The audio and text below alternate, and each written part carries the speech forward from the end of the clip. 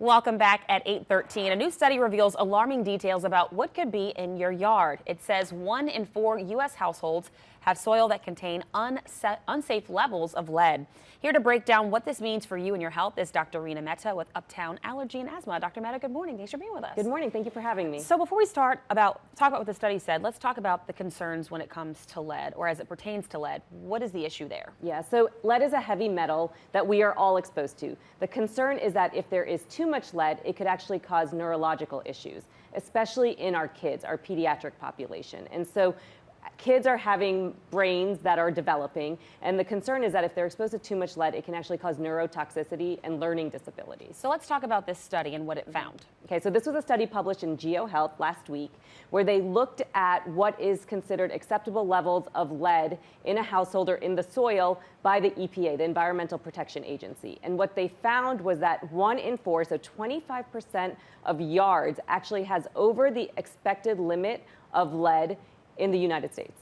And what you and I just talked about, and the concern there is the person in a household most likely to play in the dirt and really get into it are the little ones. You said 2 and under. Exactly. So your biggest risk factor is your kids that are 2 and under, and those are the ones that are digging, playing in the soil, in the yard. And so obviously if they're eating the soil, I was gonna say that. they're Yes. digging in it, they're exposed to it, that puts them at higher risk. Now I will say pediatricians are generally screening for lead and increased lead levels at your well child checks. But so of course, if it is high, that is something where the pediatrician will make some recommendations. But again, 1 in 4 yards is a lot of yards that have over the expected limit. Dr. Mehta, I know people are at home thinking, oh my goodness, I don't want to expose myself, my kids, grandkids, pets even to these lead levels. What do I do? What are the options? How do I remedy this situation? That's a great question. So there's one concept of dig and dump where you actually have to dig out the whole yard and then dump all that contaminated soil, which is very pricey. Time consuming. With 29 million houses with these numbers, you're looking at over almost $1 trillion to do this kind of endeavor. So obviously that's not practical and reasonable. The other concept is capping. So capping is something that is a pretty easy, quick thing to do. Basically what you're doing is you're getting uncontaminated soil, fresh soil, and then you're basically just covering the contaminated soil about 1 foot deep.